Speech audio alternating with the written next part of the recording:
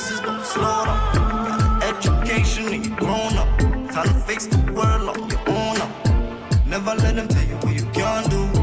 Follow your heart for what you want. Cause you never know until you take a chance. Don't ever give up, that's just what they want. Always the bad when they speak of us. They only expect the least of us. Nothing what we did, they never please of us. Before I start my day, I send a prayer for us. I wrote this song just for you. Every single one I judge, especially for you. Yeah, I wrote this one just for you. Cause I've been through all the things you're going through. I wrote this song just for you. Every single one I judge, I preciously for you. Yeah, I wrote this one just for you. Cause I've been through all the things you're going through. The pressure keeps coming down.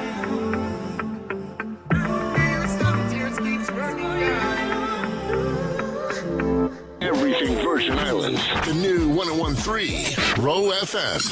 The views and opinions expressed on this program are those of the speakers, commentators, and experts and or hosts. They do not necessarily reflect or represent the views held by the broadcaster. The broadcaster cannot be held accountable for all or any views expressed during this program. 101.3 Row FM. WEVI. Why I'm running for governor of the Virgin Islands. I believe that we can do so much better. Currently, more than 30% of our children in the Virgin Islands live below the poverty line. On a per capita basis, we have one of the highest murder rates in the entire world. Our children's test scores are among the lowest in the United States, and the United States is not among the highest in the world. On a far too regular basis, our government officials are found guilty of fraud and corruption. We pay more for electricity than just about anywhere in the world, and yet our power is unreliable and often unavailable. Our retired seniors have to leave because they can't get decent health care, and they often are overwhelmed by the high cost of living. We are winning all the wrong medals. These are not fun facts, but they are indeed real facts. We cannot solve them if we are unwilling to face them. When I contemplated these facts last year, I looked at who would likely be the candidates for governor in 2026. And what I saw was more of the same. The same establishment candidates funded by the same special interest monies, most of them beholden more to the big money donors who finance their campaigns rather than to the people who voted for them. Interwoven in the same debilitating status quo fabric that got us to where we are and keeps us where we are. We need new leadership that is not bound to this status quo. These problems I have listed have solutions, and I am volunteering to lead this territory as we identify and implement these solutions. Join me. Let us work together to make these Virgin Islands a paradise for all.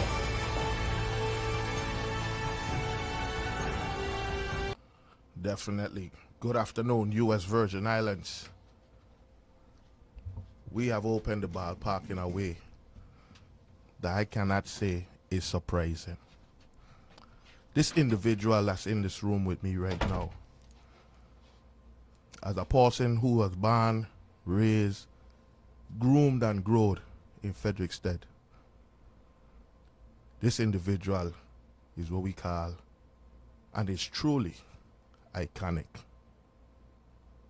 From my early days, traversing through the great neighborhood of La Grange, when I used to have to go see my grandmother, rest in peace, Miss Clancy Hendrickson. I used to always pass and look at this parcel of property, and I would see this individual drive around in a truck with not the head low or trying to shy away, but always focus forward with the head held high. When we talk about integrity, this individual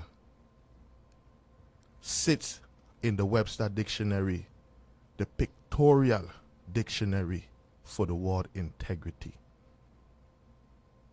Throughout my years of going to public school, and we always used to have the little battle with private school, they always had a set of brothers that came out of La Grange that at no one point in time ever felt superior or better than us. And that is a testament to the household where they came from. When we talk about leadership, it's somebody that you're not supposed to hear say, I want to lead you. But it's somebody that you look at and say, I want them to lead me. The individual I'm talking about is a Virgin Islander that I am proud to say has inspired me without even knowing that they have done it. I want you to give me a listening ear today on the Ballpark for gubernatorial candidate, Mr. Gustav James. Welcome to the show, sir. Thank you very much. Thank you very much, Mr. Brewster. I tell you that, it's nice to know you, and I really appreciate that warm introduction that you just gave me. I felt, I felt your true emotion in that.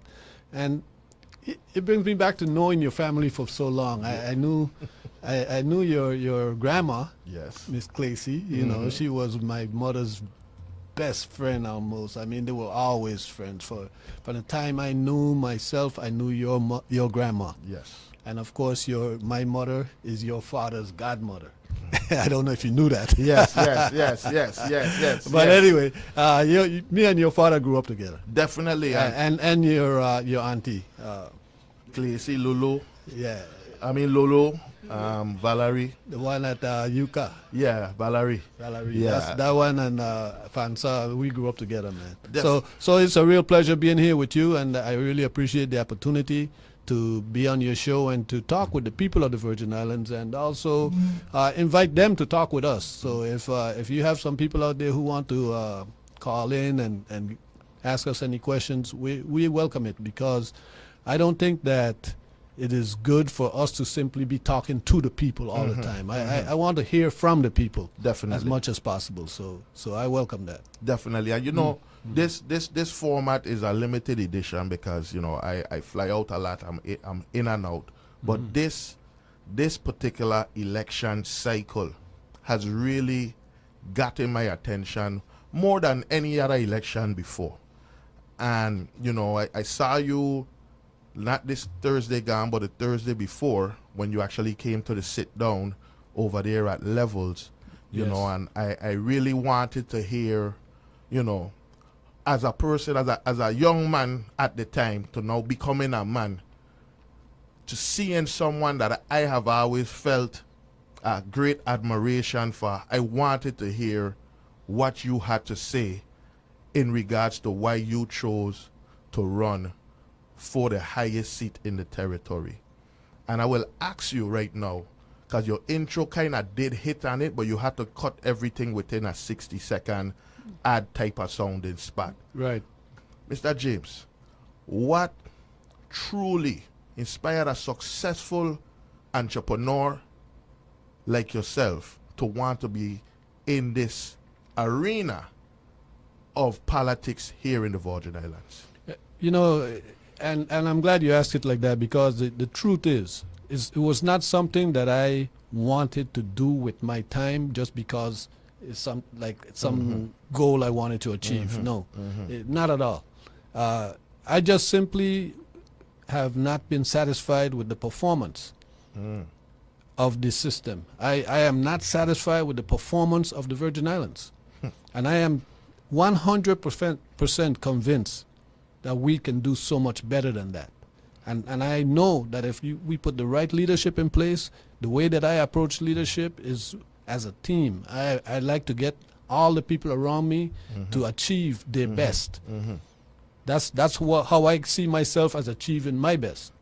If I could get an entire team to achieve their best. Yes. And so that's my approach to every effort that I endeavor to complete. So as far as being in this government and as far as being a Virgin Islander, Yes, sir. I think it is time. I think it is high time for the Virgin Islands to start to achieve excellence. And I am not satisfied. I will not be satisfied until we start to achieve excellence. So now, when you spoke about the team aspect, right? As me now, being into managerial positions now for like the last 7 or 8 years of my career, And one of the things that's always been stressed to me about the team is, it's not about me. It's about the people that I have around me that looks up to me. And you speaking like a seasoned general manager when you said that to me. Now, as far as the Virgin Islands and the political, I guess, arena that we have, a lot of the times the people don't feel like the head is actually managing the territory. And to hear you speak about performance, as far as being a general manager, what are some of the things, we don't gotta hit it all one time because we're gonna get back to each piece of the segment. Right. But right now, as far as your introduction, what are some of the key metrics that you see that will be the low-hanging fruit that we can easily be able to improve on, that the people will be able to actually feel the change? The change. Yes. Okay. In terms of the low-hanging fruit, I'm gonna use that. But it's well, first, let me say one thing. Go ahead. Before we go to the low-hanging fruit, let me say that my greatest concern Talk to me. is our children.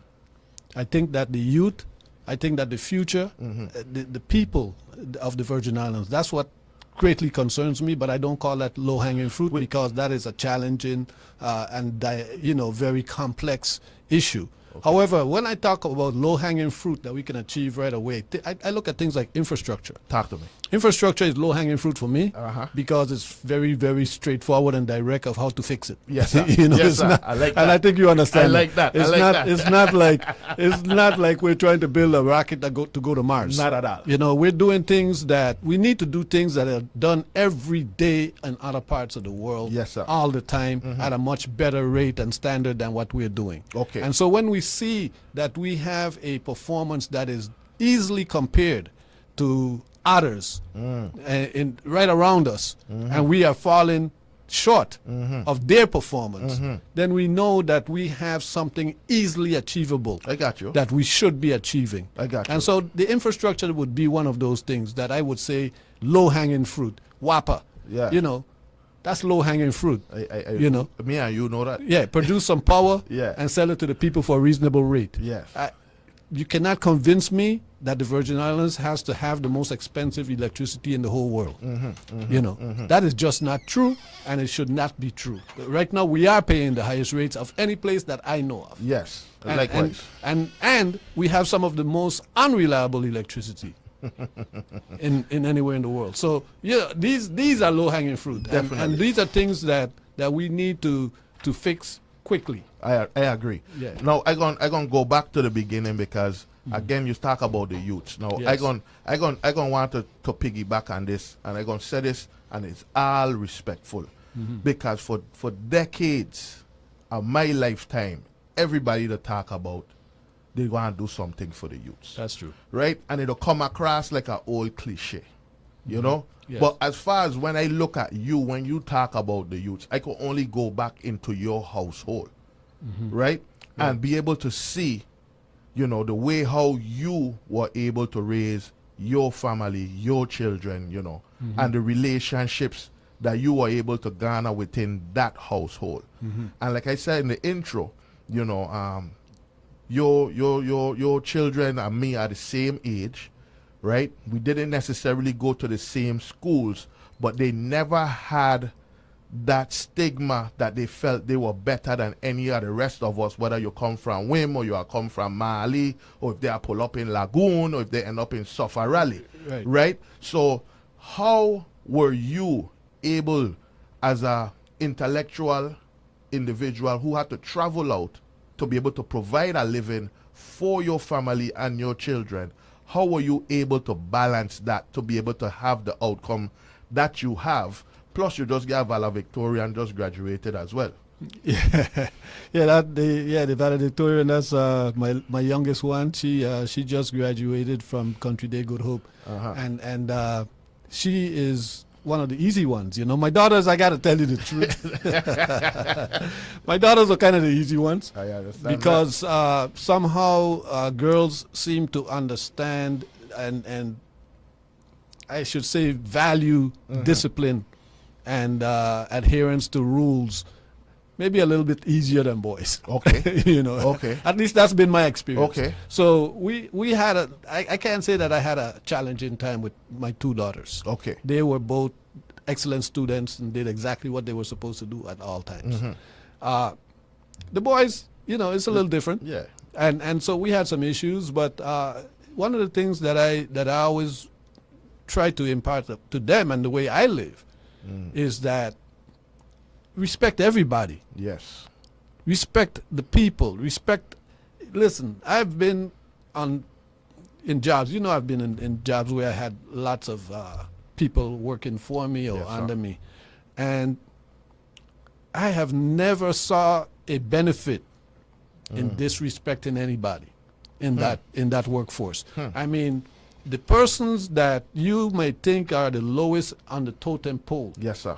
could be the key figure to save you in a certain circumstance. You know what I mean? And That so was once me. That was once me. yes. And so when you realize that and you learn that everybody has knowledge that you don't have, Yes. everyone knows something you don't know, and so when you realize that and you respect that and you learn to communicate with people on that basis, you tend to maintain a certain degree of good decorum, and that's how I raise my children. Respect everybody. Because that guy is out there cutting the grass or washing my truck. Yes. You don't go out there and you don't disrespect him. You know, Definitely. You treat him, and also I taught them to respect their elders. Yes. Yes. Just the fact that somebody is older Yes. and they have been through a certain amount of life, Yes. they deserve a certain amount of respect. And I seen that in those who would be my peers and your children Yeah. all the time. And I think it was very important for us to kind of have a discussion on the family and the raising of the family, because a lot of the times most candidates only want to talk and highlight about who they are, but we don't get to see what happens when they close the door behind the Right, house. right. So then when they do get into office, we start to figure out that these people don't have the same principles, or again, the term that's thrown around in our industry, ideals, like you are expressing. So that's why I really wanted to kind of highlight on that particular part of your upbringing, because how you run your house is how you going to run the government. Right. And the thing is that, you know, like I said, there's no perfection. We've had issues, you Yes. know, within our own families, Of course.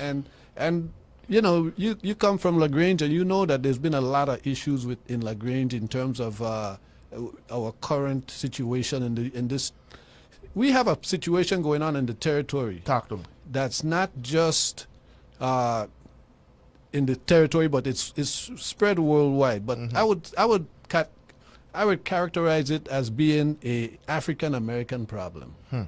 We've got, and it's also a Hispanic problem. Yes. But we've got too many murders going on. Boy.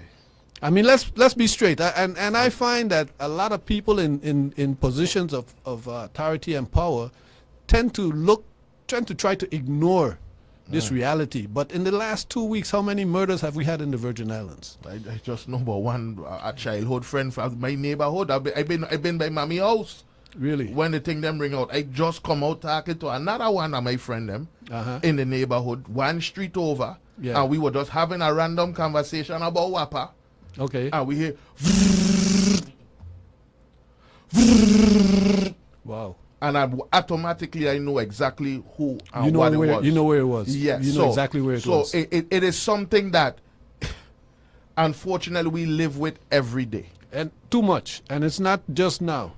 What do you think the root, because even though you have always been an educated man from third grade, you say you figure out what you wanted to be, you know, and your purpose. I remember that, you know. A lot of us didn't figure out, because me myself was actually tricked by the time I reached the 7th grade. Went to Arthur Richards. I don't know why in the water, from the water fountain, but we all felt like we just had to be a bad man. Right. We don't know where it comes from. A lot of us don't even know when it started, because we come from good homes, right? We come from, you know. But the bad man culture was already there. bad man culture Talk to me. was already establishing itself. Yes. Back in I don't know if you remember, but I'm gonna Talk to me. name somebody that that is a part of my family that was one of the early victims of the carnage, and that's Ronaldo James. Yeah, man, I know. I've been in Central that Monday morning when Yeah. everybody come in and say he passed away this Saturday. I remember that. Okay, and so you understand that my family has been impacted by this in many different ways. Definitely. And so I am saying that from back then to now, it's just gotten worse. Yes. You know, in the case of Ronaldo and in the case of my other nephew, Hassani, Yes. they were in the 90s. Yes. But again, my people them. Yeah, people in the 90s that lost their lives. And it's just gotten worse from then to now. It definitely has. And so as we continue this journey in the Virgin Islands, I don't think that it's okay for us to simply act like we can't solve this problem or that this problem is not for us to discuss or address. I'm going to tell you straight up. Talk to me. I am not satisfied Yes. with even our national leadership in terms of, and I'm not talking about the current president. I know what you're talking I'm about. talking about overall. I know exactly I'm what talking you're about talking the about. Democrats. I know I'm exactly talking what you're about talking the about. Congressional Black Preach. Caucus. I'm talking about Preach. all of the people in power Yes. who should be addressing this thing as if it is a crisis, because it is a crisis. It is a pandemic. Yes, it's a serious crisis, and I don't hear the kind of urgency Yes. that I would like to hear from them in power. You know, when you look at, and you know, I'm a fan of Barack Obama. I mean, I supported him 100%. I could see gave him donations. Yes. I did everything I could to make Barack Obama the president of the United States. Yes, I sir. did my part. You did your part. Yes, I did my part. And so we got him elected with our donations and our efforts. And he did a good job in terms of he didn't mess up. You know, He played within the lines. he stayed in the lines. Yeah. He did a great job. I'm not complaining Yes, sir. about that he did a bad job. But one thing that I would have liked to see more from him, I would have liked to see some direct focus on the violence in our community. Definitely. And what I'm talking about is that, you know, you have rap music, hip hop music, yes, right? Yes. Hip hop music, and he was a big fan of music and all Correct. that as well. Hip hop music, in my opinion, has not done us justice. I agree. I feel like I agree. I agree. Yeah, and you're in that generation, Yeah, so yeah. you can be more than I do. I know exactly where you're coming from. and I really am not pleased Yes, sir. with what is spoken on the hip hop Yes, tracks. yes. I'm not pleased with the leaders of the hip hop Community. community. Yes, sir. I don't feel like they have spoken to our young people the right way, At all. and I want to make sure that changes. Okay. I plan Okay. to call people out. I mean, if you are going to be a leader, I don't care if you're the president of the United States. Yes. You need to be willing to say what is going on and say what we're going to do about it. I like that. You know, I've seen one good leader that I think is doing the right thing. I follow, you know, this guy from Maryland, the Okay, governor of Maryland. okay. He seems to be making some good moves in that area. But in general, I don't think that we the African Americans and you know, we in the Caribbean, we tend to sometimes separate ourselves from Yes. those We do. and we have some differences in terms yes. of we have some different culture and Yes. different backgrounds. However, our children are infected with the same virus. Yes. Okay, and we have been part of what spreads that infection throughout the Caribbean and Yes, sir. throughout the world. Yes, sir. You know, you got children in Africa Yes. imitating Yes. What they see from the artists around here. around here But now, and around the United as you States. said that, right, and I'm going to fall back because right now, I'm seeing the attack now is on the young ladies. Okay. Right? In the 90s, they were coming for me as a man, right? Putting the gun in my hand. I had to go and sell crack right? I had to be a bad man or else I'm not going to get the pretty girl. Okay. Right? So for me, what ended up happening is the girls at school never used to gravitate towards the guy that get a bag full of books. True. Right? So as we know, as men, the main thing that we do and everything we do is to try to impress a female. Try to attract a woman. Correct. Yes. So when we started to see that in 7th and 8th grade, that we weren't necessarily getting the attention of the girls unless we were the so-called rude boys. The bad man. Yes. That is when we all started to switch that switch, so to speak. Yes. And we started to get more aggressive. We started to become more vocal, and we started to lash out. Wow. And when you speak about the hip hop music again, I was the first rap album and Syncroy ever. Okay. Right? I sell over 7,000 CDs from out of Sunny Hills, print myself, record myself, do everything. Ain't even know what bass and treble was, but Great, I know great. this is where it was. And we were trying to tell a story. So I definitely won't be hypocritical to say that music doesn't influence an individual's mind, because the principles I grew up on with Sizzler, Anthony B, Born in Spears in my young days, going anally, cooking in a calabash, eating in a calabash, cooking in a coal pot, rolling a little thing in a comfrey leaf. Those are the ideals that I stand on as a good human. So the Right. music is what brought that to me. So to hear you say that is very important. But I want to know, as far as specifically, since we went into the violent situation, do you think a lot of the violence that's happening in the territory is based on economical depression? I think that economics always plays a role. Okay. Okay. Because it is it's fundamental to your household. Yes. And so even to the fact that you have some households Yes, sir. where you would see somebody out there hustling something, and you would see a parent kind of like let it happen because it's bringing a little cash into the household. Yes. You know what I'm saying? Saying cook on Wednesday, because you could bring a plate of food. Right. Yes. And that is in a way encouraging the behavior. Now, does. Now, but you can't blame somebody for being glad to have a little change when Yes. they have none. Yes. Okay, That's the reality. Yeah, of the that's the situation. reality. Yes. The reality is that the people are out there with nothing, and so they grab at anything. Yes. And so I am saying that the economics always plays a factor. It always plays a factor, and it's not just that. Our people have been, we've been enslaved, we've been raped, we've been hung, we've been lynched, we've been beaten, we've been branded, we've been denied education, we've been denied our families, Yes. we've been denied our languages, Yes. we've been denied everything that could make us better, stronger humans by a certain force Yes. out there that wants Yes. to exploit us. Correct. Okay, and so we've been exploited for 400 years.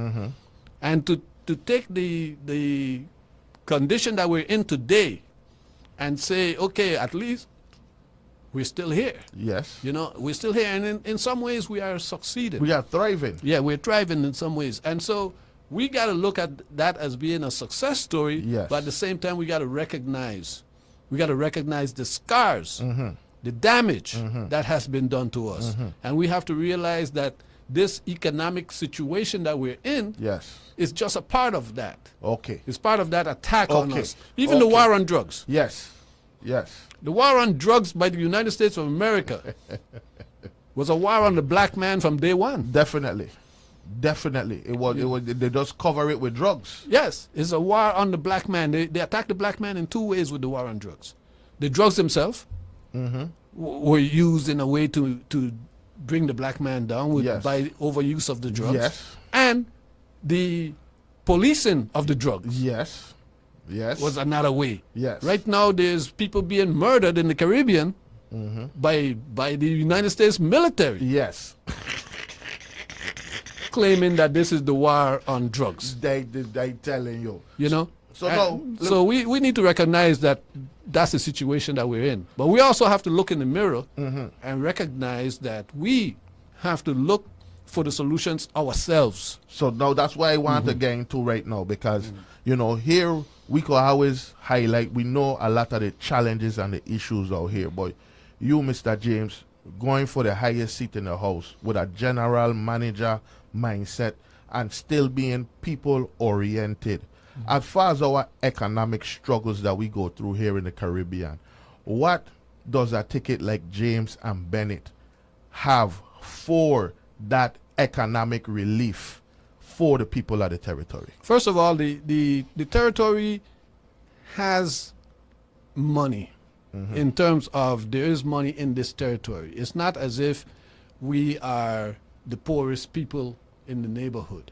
Got you. You know, what happens in the Virgin Islands? Wait, you're talking money as in federal money, or you talking about the money that we generate I'm talking here? both. Okay. I'm talking both. So both, okay. Yeah, I'm talking money, Okay, period. okay. And I'm saying that we underutilize the money that we have.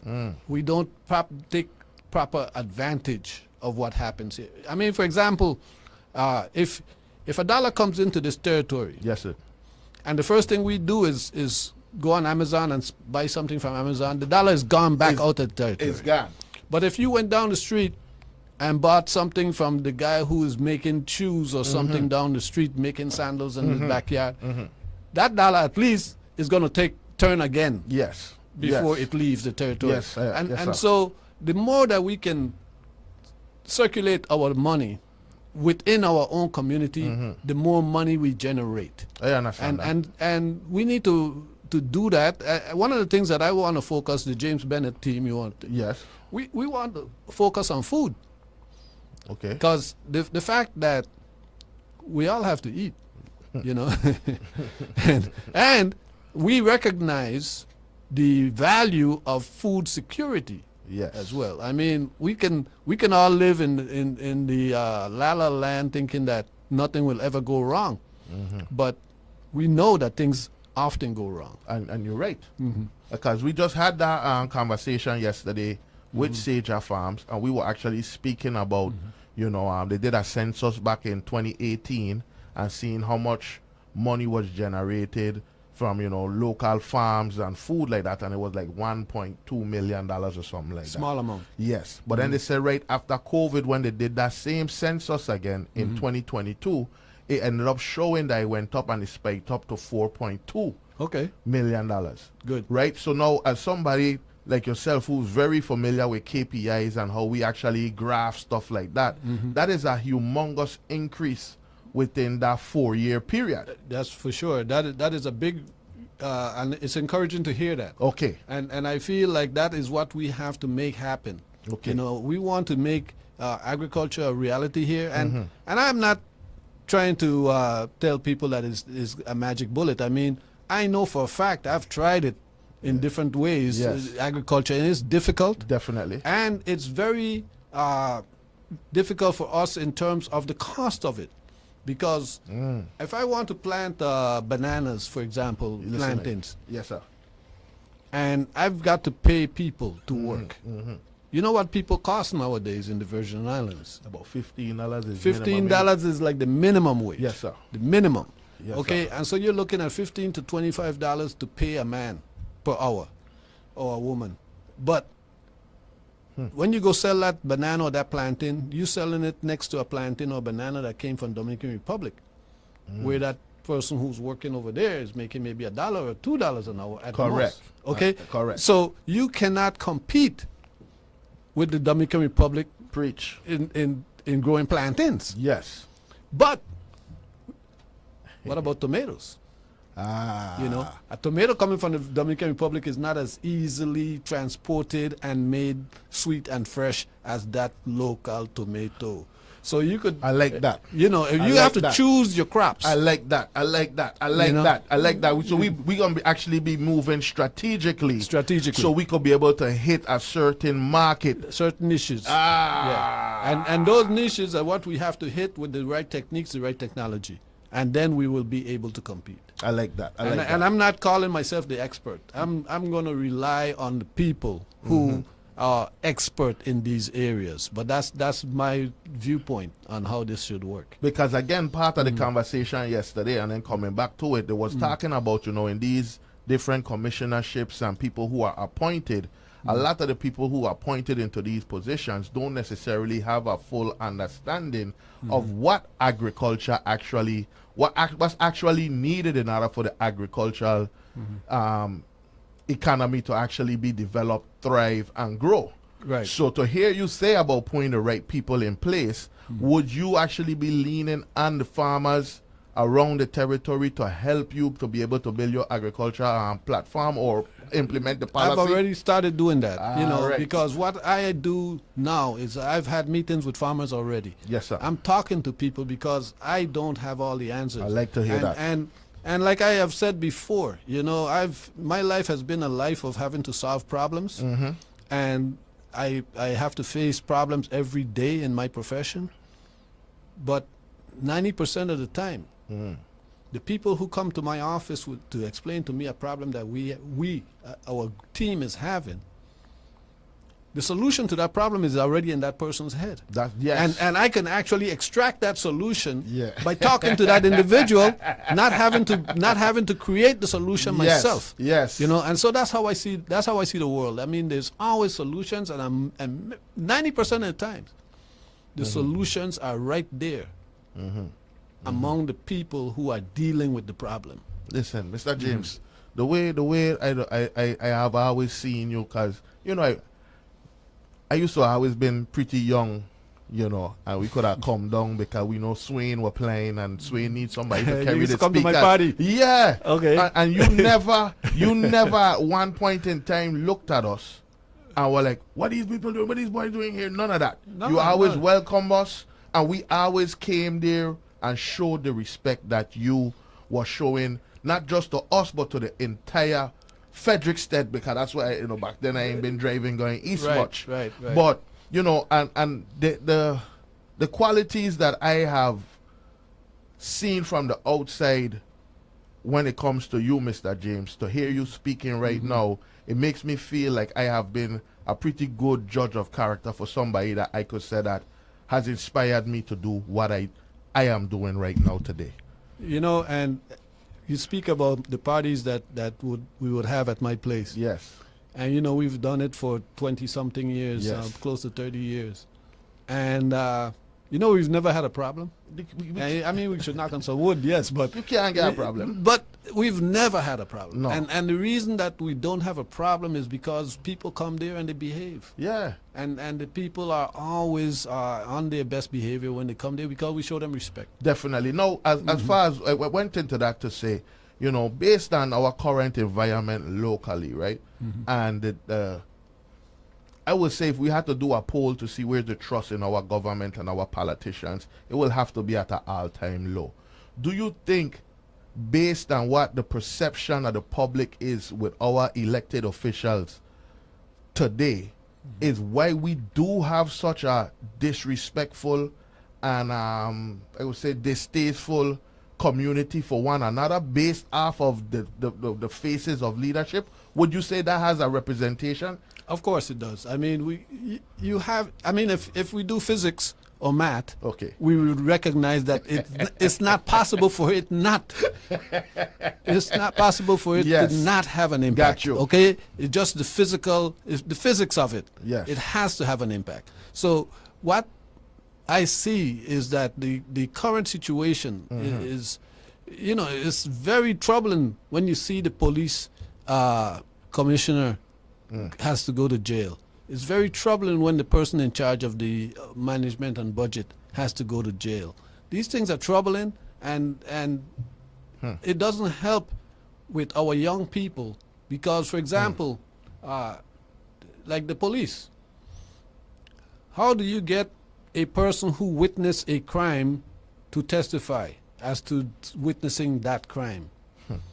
How do we do that today? In fact, I have come to the point where I don't want us to rely on that anymore. Okay, talk to me. I don't want us to have to rely on witnesses. I want us to rely on cameras. Technology. More technology. I want to go deeper into technology for crime prevention and crime solution. I mean, for us to be able to solve crimes, Yes. I want to use more technology. Okay. Because I don't see us convincing the people, not quite yet, I mean, it's going to take time. Yes. It's going to take time for people to build that kind Yes, of trust. yes. When somebody will walk in and say, yes, I saw what happened. Yes. And yes. I am willing to testify as Yes. to what I saw. It's going to take time for us to develop that type of relationship with our people. That's the truth. And so I am looking at technology to fill the gap. Okay. We're talking cameras in public spaces. You know, like these recent murders we've had. Mm-hmm. We've had murders in St. Thomas. We had a 15-year-old child killed in St. Thomas. Yeah, recently. yeah. You know, he was like by some basketball court or something like that. Well, he's supposed to be safe. But there should be cameras there. Yes. You know, there should be cameras. And so we need to have cameras in all those places, Mm-hmm. and those cameras need to be well maintained. That's the key right Okay? there.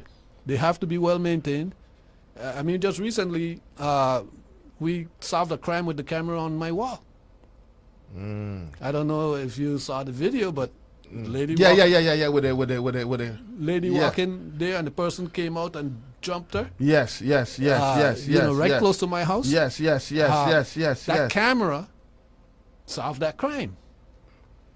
So you not just talking, pulling things out of sky. You coming with actual facts. Yes. You have actual proof that this is what actually helped to make that person apprehended. That camera solved that crime because Wow. it was right there on the film of her laying in wait for Yes. this innocent lady walking the road for exercise, and just jumped her and beat her down. And my mother to walk every morning. You see what I'm talking about? Yeah, so so- you know what it means to you, Oh, yeah. and I know what it means to us. Yeah. For people to be safe walking on Correct. the road. I might have to ask you to sell me that tape before you give to anybody else. You see, Yeah. and that's we don't want that. No, we don't want that. I to happen. understand, but you catch where I'm coming Yeah. from. Yeah, I understand exactly what you're saying, but we I don't have want to that. still be But myself. You gotta in be this, real. Yeah, You gotta yeah. be real, and you know how you would have wanted to Of be. course. And so, same thing with the lady's husband. He had the similar reaction to you, Definitely. but I had also forwarded the video to the police, Thank you. so it was able to the police was able to And get a person the mental health help Right. that they need. that they needed, because it was a mental health Correct, situation. correct. And so cameras. But Cameras. another thing, there's another technology. But before you got to cameras, because you said the commissioner went to jail, but they went to jail working with the man who was supposed to be hooking up the cameras. Ironic. That's ironic. I'm just saying. Yeah, you know? yeah, no, that is true. That is true. That is an interesting fact. Go ahead. But no, we can't discard the cameras because of that fact. Okay. But no, yes, the cameras, but there's also other technology out there now. Talk to me. You drive around in the States. Yes, sir. You don't see toll booths anymore, do you? No, because we go. These Yeah. cars can be scanned. They can scan 10,000 cars in a minute. You Yes, know? sir. And so you could tell. You have technology out there now. You could tell where any car is. What been moving from the From scene this of the point crime? to this Yes, point, yes, from yes, this point yes, to that yes, point yes, to this. yes, yes. We can identify every car. So, Mr. James, I like that, right? But I'm going to bring it back to, Yeah. is 4 years going to be enough for us to be able to implement that in this territory? It's going to be enough for us to implement that. Yes, that is infrastructure, and I am convinced that we can do that. Okay. Like the cameras and the Yeah, and the toll booth, yes. the readers. We could do that in less than 4 years. We could do that in less than 2 years. Really? Yeah, that's existing. That's existing technology. We're not creating We're or not- sending a we're- rocket to the moon. No, I that's got you. existing technology. I got you. We're talking about buying it and installing it here. You know, it's like the router in your house. Right? you buy it and you install it. Come on. I mean, you gotta have competent people. Yes. You gotta have competent people installing these things. Just like Yeah. a lot of people's security systems at their houses right now function very well. Yes, they do. Because you have some nice young contractors out there, like the ones who install mine. Yes. My son installed them actually, but I mean he worked with some of his people. They are young, competent, ready to go to hook you up with what you need. Because that was the next thing I was thinking about, right? Because we know a lot of the issues and a lot of the challenges, especially from mainlanders who's looking back home. You know, they talk about the lack of opportunity to be able to actually become employed or to gain gainful employment that will actually give them a living wage, not just to live and survive, but to actually be able to, again, the word might sound like to thrive. With implementations of, you know, the cameras and the technology that you're talking about, now we know a lot of children went away to school for IT. Yes. And a lot of them doing great things throughout the United States in Throughout the world. the IT departments. Is this implementation of these type of infrastructure goals that the James Bennett team have, does that correlate to actually a pathway for people to come back home for employment? Definitely, and not just as employees, but as small contractors as well. These So you're just trying to give you a job? No, I give you a contract so that you could install these cameras, you could install these, you install these monitors, you can actually monitor them. Yes. Because you need to maintain them. You know, We do. Yeah, we you know, to just hand it over. I was Commissioner of Public Works for a couple of years under the MAP administration, and when I went into office, we had cameras, and no one could access the data. Nobody could access the data. No one could access the data because they had some cameras that had been installed by some company that they didn't have a contract with, and here's the camera running all the time, and nobody can access the data.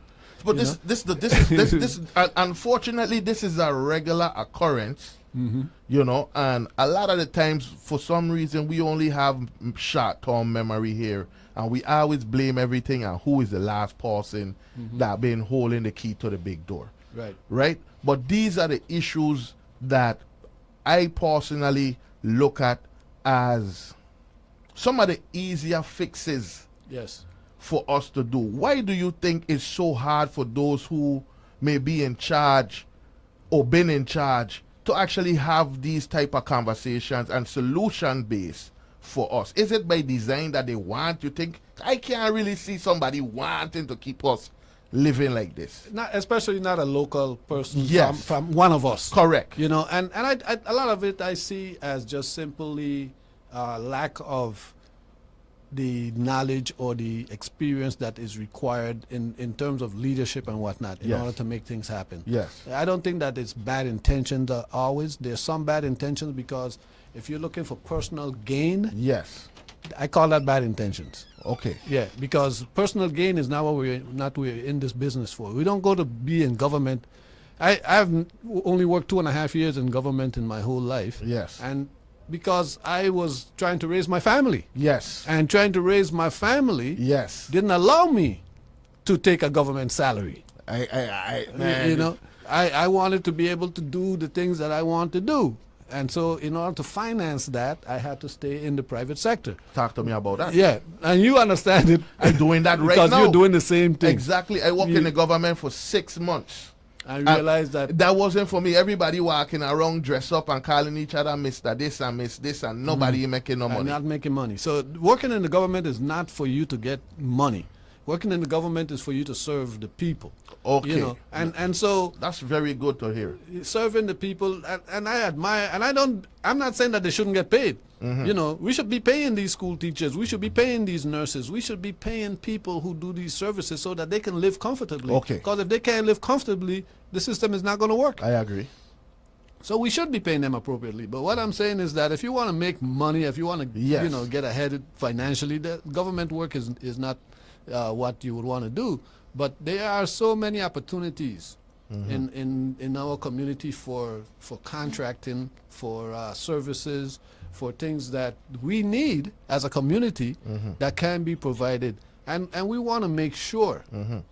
We want to make sure that when we have these opportunities to award contracts, that we seek out local contractors. Okay, I hear that one listen, come from the depth. that come from the depth. Yeah, I hear that one. I hear that one. Because that is one of the things that bothers me the most. Everybody else can come and get big contracts, and we, as soon as we see a big contract, we think that we have to call somebody to do it. Listen, you've been in this business of building things, 24 years. and you know that if I drop a set of plans in front of you, you can build it. Yes. Why do you have to call somebody to build something when you got a set of plans to build it? You know, I gotta say, you know, I insist, just like how you've seen me do with my people. Yes. I insist that they do Yes. the work. And you know. I insist on it because I feel like that's the only way you learn. Yes. Okay? Yes. You don't learn work by watching people work. You don't learn work by saying, oh, let this guy do this one and then. No, you have to do the work to learn the work. You have to get in there. Yes. Hands on. Hands on. You have to be brains on, hands on, doing the work. So now we're going to transition into to education in a sense, right? And the reason why I wanted to transition right at this particular point, as you can see, the conversation takes itself, and then we'll be able to fall into, you know, some of the key aspects. Right. I personally, right, I do watch Fox News more than I watch in CNN, MSNBC, and all of that, right? Okay. I do tend to lean towards more the conservative news. Okay. Because I know my mind has already been programmed to the CNNs and the MSNBCs. I already understand that philosophy from when I was coming up small. Okay. The Department of Education. I think that my generation would probably be the last generation that were actually taught from the teachers and professors that went through school before the creation of the Department of Education in 1979. Me looking at the Department of Education's products after it was implemented, the kind of teaching and the kind of fundamentals that were brought to me from these teachers that did not have that nationwide mandate on how to teach and what to teach and this particular standardized testing, right? They were able to create a room full of critical thinkers, right?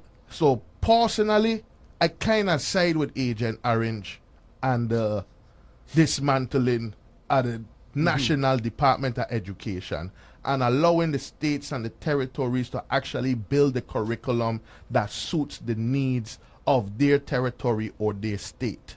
Well, how you feel about something like that? I don't want to be so free about it in terms of I believe that these things such as education, there are metrics out there. Okay. And for example, you said standardized tests. Now, some people don't like standardized tests, but we have to have a way Yes. of measuring our students' performance relative to the rest of the world. The baseline, oh yes, we have to have a method for testing. Yes, yes. And even if you look at education, you have to use a test to determine if a person has acquired some of the knowledge that they're supposed to have I like acquired. that. I agree you have with to that. use some tests. I have to test for what I do. Yes, you have to test. Yes. So what I'm saying is that there are systems out there that are successful, and there are some that are not successful. Okay. And I don't believe that we have to be out here trying to reinvent the wheel. Again, one of the same first things you learn in engineering is don't waste your time trying to reinvent the wheel. Somebody already invented that thing thousands of years ago, and so you just learn how to perfect it, Yes. how to use it better, Yes. how to improve on it. Yes. That's what you do with your brain. And so there are education systems out there that are getting much higher success levels than we are. And I'm saying not to go out there and try to reinvent. Let's try to implement some of those more successful systems. Of course, I got issues as well with the current administration of the school system, because I sometimes think that the administration of the school system is more about employing the teachers than it is about teaching the children. Wait, so that's that one you just drop a hey, I just dropped one. In the world of hip hop, you just dropped a bar there, son. I just dropped one. But I gotta be truthful. They more in the It's more in the interest of taking care of the teachers or the staff than it is sometimes in the interest of educating the children. Wow. And that's one of the reasons why I, when it comes to conservative versus liberal, I am not one of those that believe that you got to have everybody in the public school system and everybody. I believe that you could have vouchers, for example. If we if the public school, you saw that my daughter just we talked about my daughter graduating from Good Hope Country Day. that school is expensive. I know my daughter was going there. I had to send her to Free Will. Okay. Yeah. Yeah. Well, free will ain't cheap either. But it's cheaper than that one. Yes, Yeah. yes. Okay, but it's not cheap either. No. Okay, so but you know what the government pays to educate a student? I thought the last time was close to like $14,000. It was over $14,000 8 years ago. What? Okay, so we're talking somewhere, I think, around $17,000 per student per year right now. So they're paying, the government is spending as much as the most expensive private school. What? Okay? I mean, that's just the reality. Uh-huh. The cost of educating a child in public school is at least as much as the cost of educating a child in the most expensive private school. Okay, let's go with that. Okay, Yes. so you're looking at a government spending all this money, but getting lesser results. You know, if you compare the students from the most expensive private school Yeah. in terms of their academic achievements and in terms of their futures and, Yes, and yes, whatnot, yes. their acceptance into colleges and just performance, academic Yes, performance, yes. they perform better than these average public schools. So we need to start to learn from that. Instead of us trying to, I am not in favor, I mean, I understand that these things are already happening and we got to deal with them, but I'm not in favor of the big concrete schools that they're building right now. I'm not in favor of those huge schools. I believe that we should have schools that are more focused on a community, smaller schools. I like that. You know, schools that can be more like the private school Yes. in terms of teachers and principal that knows the students. Yes, yes. When I was doing some construction work one time, I had to do some work in Complex. And I went into the place and I looked around in educational complex and I said, how can you manage this place as a principal? You can't even see the students. You know, you had you know I had children Yes. and you have children. You need to be able to see them. Definitely. Definitely. Definitely. You need to be able to see them. I never thought about it like When that. you go into complex, there are so many places, Yeah, so many cracks and crevices where you could be out of Yeah, sight. That's a tough. I remember when I was young, Yeah, I know why. Yeah. and I know how we would have utilized Oh, yeah. those spaces. Man, preach. You know, I know what would have happened when I was a student Yes. if we had all those cracks and crevices and Yes. spaces. And we ain't had cell phone distance that we and- could have got to these different websites. No, we didn't have those things, but Yeah. we had, you know, deviant brains enough to try to. He said deviant. We did, Yeah. you know, we did things that were not Yes. supposed Age to be appropriate. Yes, Yes. yeah, we did things. Yes. And so, to create an environment that makes it so easy for the students to go astray, you know, for the students to create the turf, like you Yes. said, Yeah, that's tough. it's counterproductive. It's definitely. If you're going to build a school, you want to be able to stand it. You want to be the principal and be able to stand up in that school and look around. Let's say it's the recess or whatever time. Yes. You want to be able to look around at recess time and see everybody. Everybody's right there. Yeah, accounted for. yeah. In some kind of environment where you yes. could see them. Yes. Okay, you want to be able to see them, and you want to be able to know when they're going from point A to point B that they can be seen. Okay, if they're going from this classroom to this other classroom, they should be traveling in a space where they're being seen, not that they have to go around a corner behind another building. That's not the way you design a school. That's not the way I would design a school. I'm telling you, I feel like you need to have that central kind of team where you can see the students, where the students are accessible, and the school needs to be small enough. The school needs to be small enough so your principal can see you from behind and know who you are. I like that. I like that. I like You know? that. And you know, a lot of the times, you know, we don't really see or even think on that. So thank you for bringing that type of design to me, right? Now, we still in the education, and we're talking about everybody's using this whole workforce development. When it comes to you, Mr. James, when we talk about workforce development, I think the conversation that I would be able to have with you would actually be more in tune or in line with what I would think would be considered workforce development. Okay. Because for years now, the Department of Labor you know, have been having their so-called workforce development. They were doing some fiber optics cable margin so many years ago and all of that, that they were just basically somebody getting a class, getting a contract, you know, saying they're teaching you something, but in all actuality, it was no way for you to come out of that classroom and actually go to work. No. Right? So I don't look at it as a joke. In most cases, it is not effective. Okay. Yes. And I like to see, this is where you're the GM, and I will be probably just the superintendent. No, because we've been there, and Yes. and you know, I had the opportunity of being on the advisory board at the complex one time when they had the vocational school. Yes. And they asked me a lot of times, because I had a lot of people working inside the refinery Yes. as well. CNC. Yes. Okay. And so they asked me about what they should be teaching these students. I said, well, you know, you're teaching them all these skills, which are good skills. If they can weld, they can do pipe fitting, they can do they can do masonry, they can do carpentry. I said, those are good. The most important skill I want you to give me in a student is the ability to read and write properly. I mean, Yes. because Yes. I prefer to get a good student who can read and write properly to come into my facility, my plant, and I will teach him And about the pipe fitting. that's I why I will tell teach them. him about the welding. Okay. That's why I tell them. Okay. So you. Yes. Yes. And so, like, Yes. again, we only could use our experiences Right. when we having conversations that's Right. dear to us. My son finished high school from St. Joseph, Okay. right? When he was finished with St. Joseph, that was in June. In July, I sent him to Texas because he said he wanted to be an underwater welder.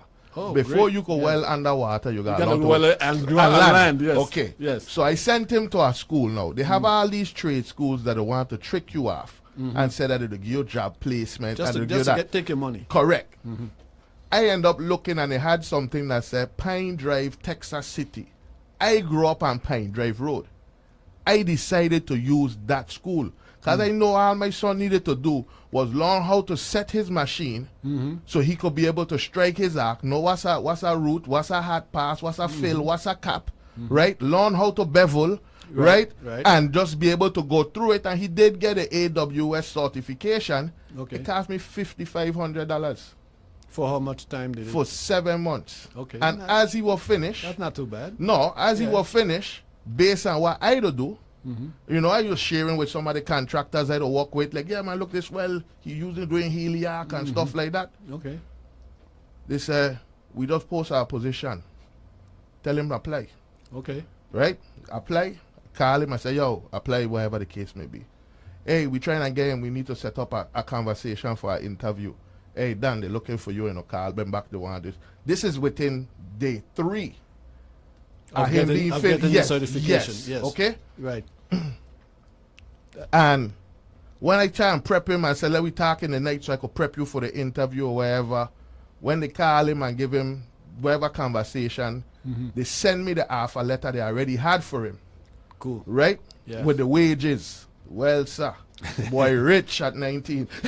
No, but because he has a skill, but you notice what you said. Yeah. He graduated from St. Joseph School Yes. before Yes, taking the trade skill. Yes. Because he could read and write appropriately. correct. And when you have that situation where the student cannot read and write appropriately, it becomes a real difficulty Correct. in giving them the proper employment. Correct. But those skills like welding, pipe fitting, you need to have jobs. Yes. And so once he get a job, he can get a job. Boom, he's gonna. He don't want well no more.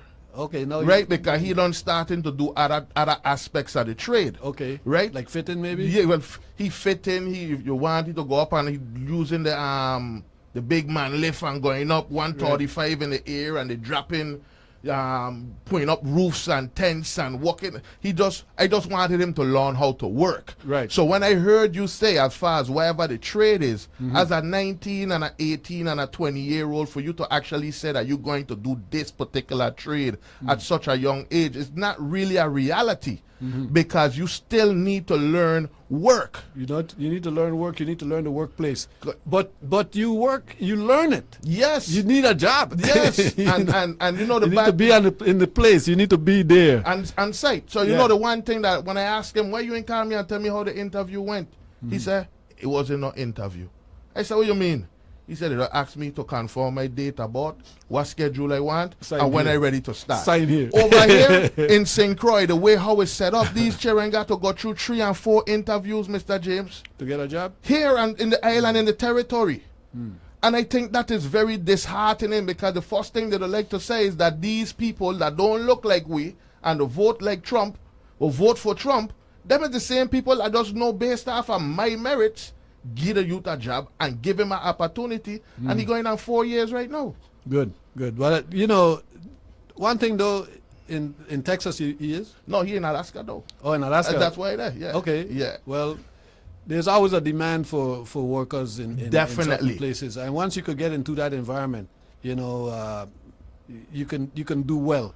And if he's your son, so he knows what he has to do.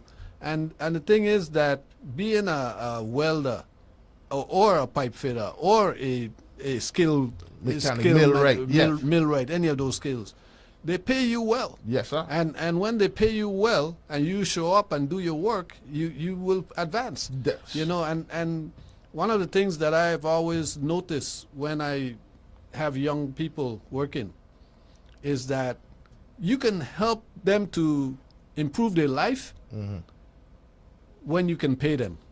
You know, if I, for example, if we go outside here now and we say there's go on the block somewhere and see 15 young men sitting down. Let's say that they can read and write. Yes, sir. 15 of them sitting down. I bet you that if I could have the right type of work for them, I could get 12 of them I believe that. to be good men I believe that. in a relatively short period of I time. believe that. But you got to give them the work, Yes. and you got to give them the pay. Yes. And once you have done, and you got to give them the guidance, because if you don't straighten them up, if you don't teach them Yes. Yes. how to act, how to work, how to show up, how to respect people. Yes, sir. If you don't teach them, then maybe you'll have failures. But I would say 12 out of 15, easy. And I agree with you on that number. And, yeah. I agree with you on that And, number. and it can be done. No. Just you need the work and you need to be able to pay them. Now, as we talking about work, I got one thing with you that I've been waiting for about maybe like 8 years in, so it's probably been 10 years I needed to talk to you. Okay. And it has to do with when you were on the board for the Water and Power Authority. Okay. I was in St. Thomas,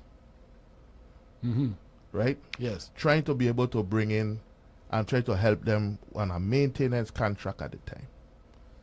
And you, Mr. James, I ain't saying you were wrong. I think you were the one person who wasn't afraid to call out the failure of the leadership at that time for bad deals. Bad decisions. And we ain't even talking about the under the table thing them that you know. No, I'm not accusing anybody of Got any you. of that. Yes. So we ain't doing that. We're going Right. without the bad decision. Bad decisions, yes. And you were able to make one of the most important moves by ousting that CEO.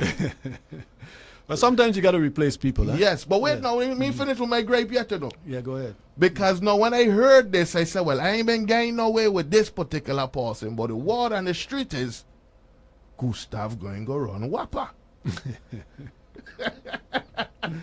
No, I was very excited for the opportunity to see the Water and Power Authority under your leadership at that particular time. But then the next thing I find out, you went back to private sector. Yes, and that's, first of all, I never had the intention of ousting the CEO in order for me to replace him. I understand Yeah, that. because my thing was that if you're not getting the job done, then we're going to have to replace, especially if you're in that higher position. Yes, sir. And I'm not satisfied right now with Okay. what's happening at WAPA. Okay. Okay, so you know what would happen? I said, yeah, a little more patience. We don't talk about it right yeah, now. Yeah, no, but the fact is that WAPA at the time was not, to me, making right decisions. Exactly. And they made a lot of wrong decisions over the years before that. Correct. And we're still suffering. St. Thomas is still suffering From those. from those bad decisions. Yes. And St. Croix as well Yes. is suffering from bad decisions made at WAPA. And the thing is that the technology that they were misusing or not using, it's not new.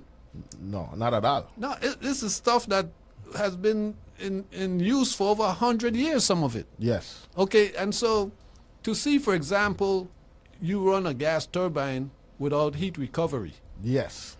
Yes. That's a no-no. You're You running throwing up away. your efficiency goes down. You're throwing away your money. You're Yes. burning up your money. Yes, yes. I mean, yes, you should yes, never, yes, ever Yes. be forced. If you're running a gas turbine without heat recovery, Correct. you are just like, it's just like taking the money out your pocket and dropping it in the furnace. Yes. Okay? That's what we were doing for decades. And we're still doing it. What do you mean? I thought we pulled couple heat recovery in Synchro. We ain't build couple. I don't know of any heat recovery system online. Wow. They had a heat recovery for a while, but listen, in order to have a heat recovery on a turbine, Listen. and I mean some of the listening audience might not understand what we're talking about. Go today, ahead. But you understand. Yes, we're going to break it down. Yeah, we could break it down. The heat recovery has to work together with the gas turbine. Yes, sir. So if you have a demand of 10 megawatts, Yes, sir. you can't buy a 10 megawatt turbine. You got to be. Yeah, it got to be smaller. Yeah. Yeah. No, if you first of all, you don't want to run one turbine at a time. You want to run several engines. Correct. So if you got a demand of 10 megawatts, you may want to use Four. four 2.5 megawatt Yes, machines. Yes. If you buy a 2.5 megawatt turbine, and then you're going to put heat recovery on it, that's going to turn that into maybe a 4 or a 5 megawatt machine. And that machine has to run as one. So you have to design your system so that you have multiple machines with heat recovery making up your total load. And they have a machine still in St. Thomas that I told them they should steam clean this machine and drop it in the ocean. That's the big monster. 23. Yeah. Yeah. That's the one that giving them problems right now. But they're still depending on that unit. That Yes. unit should have been shut down from the day they bought it. Yeah. But don't fair to say that you know that they actually went with smaller machines now. Right. They went with some Wärtsilä machines. Yeah, that's what we don't use in Alaska. Wärtsilä. Yeah. But those machines in Alaska probably burning diesel. We run diesel. Yes. And the diesel give us a higher efficiency. Much higher efficiency with the Wärtsiläs. Yeah. But WAPA made the brilliant decision of going to propane. Yeah. That was again that bad decision when you had to make that call. When I told them that was around. That was a terrible idea. But they still did it. Yes. And they spent $200 million doing it. And still spending. And still spending. And I don't have anything against propane. I love propane. And I know when I use propane, I like my stove in my house. Yes. Yes. Our stoves, yes. Yeah, it works. It's on propane. Yes. Okay? And so if you could light this thing up in your house, you know that's a good fuel. Yes. Because you light it in your house and you're not suffocating from gases coming Correct. off. Correct. So the propane is a Correct. nice, clean, burning Correct. fuel. Correct. Good fuel. Correct. But it's not for that machine that we're talking about. No, and I The think machine a we're lot talking of about, diesel is better. diesel is what we need, and I Yes. think that's why we got a lot of challenges right now because of the fuel. They went to Wärtsilä, who is a well-established manufacturer of these big diesel engines. Yes. But Wärtsilä had experience with the diesel That's engines. their thing. They kind of pressured Wärtsilä. Also, that's what happened. When I look and I get, because I try and listen, I want to help them. That's my. I don't care who in power. Because that's my job. It's the Virgin Islands. I have to help them. Yes. And when I see what's going on, and I looking at none of the parts really seeming to be matching up with what we already have. It seemed like it's a standoff. It's a new thing because Wärtsilä came in and then they wanted Wärtsilä to give them machines that can burn the propane. Oh, okay. Which is a different machine. Correct. And I myself was not sure that it was not going to work. I was hoping it was going to work with the propane since they had the propane there anyway. But apparently it's not working. But they get some. But now they still got another phase where they actually have the diesel powered units that they already did acquire. Yeah, those units I think are working okay. I think that I don't think they're online yet. Oh, okay. So the first phase was the propane, and that's where we at right now. Okay. So I keep on this station and I tell people I got faith, right? I got faith because at no point in time I have seen anybody in there that just look like they don't care. Right. It's not like it's not like they're trying to do the wrong thing. Correct. But there's been a lot of wrong things done. Correct. And sometimes what you have to do is recognize when you don't know, because the man who don't know that he don't know is a lot worse than the man who knows that he don't know. Definitely is. And Definitely is. And so if you got a person out there trying to run something and they don't know that they don't know, they sometimes make mistakes and continue to make them. And that is something that again, I personally, I ain't gonna come and I ain't gonna act like I ain't trying my best. I ain't set up in buy VI or gov VI buy. I ain't in none of that right now. So I ain't getting none of these type of. This is just me being a citizen of the territory, right, and understanding that I have access to a lot of the information as it pertains to this particular system, yes, right? yeah, And field, yeah. I don't necessarily work in the power generation in where I'm at, but the units are right there. I could just walk wrong right there. I got access. And they're working. They're working very well. And they're Watsillas. Yeah, they work very well. Watsillas have the big machines that run a lot of the ships The around the world. cruise ships all over the world. A lot of those ships Yeah. around the world. It's a very reliable diesel engine, and it's running. A Watsilla engine can give you an efficiency of about 42%. That's high. High for an engine. Yeah, that's high. Because a car gives you about 30%. 70% of the energy that you put into your car engine goes out your radiator and your exhaust pipe. Yes. So you lose 70% in heat when you run a car. Now a Watsilla is able to give you 42%, which is good. A turbine, just blowing gas, that's more like 16%. And that's what we've been running for decades. WAPA been running 16, 17% efficiency with our money. So, and when they did do that propane conversion, I was saying the amount of money it was, we could have buy new generators. Could have bought completely new generators. And we would have still save some change. That's right. We could have bought new generators. We could have bought the right type of generators. Yes. And we could have done a whole lot more renewable energy. Yes. So now, as we moving in, and again, we're talking about the James Bennett. I'm watching the phone lines because I know Mr. Bennett gonna be calling in a little bit.